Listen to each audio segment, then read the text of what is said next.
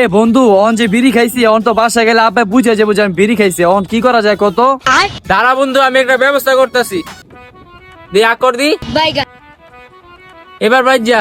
বন্ধু তোরা করা বুদ্ধি দিছিস রে, এবার তো আব্বা আমার ধরতে পারতো না। তোরা থাক, আমি বাসায় যাই। হ্যাঁ लेकिन एक सेकंड এই খারা ये फंस गया। কি হইছে আব্বা? তোর হাত গেল দেই তো, তোর গেঞ্জিটা দেই।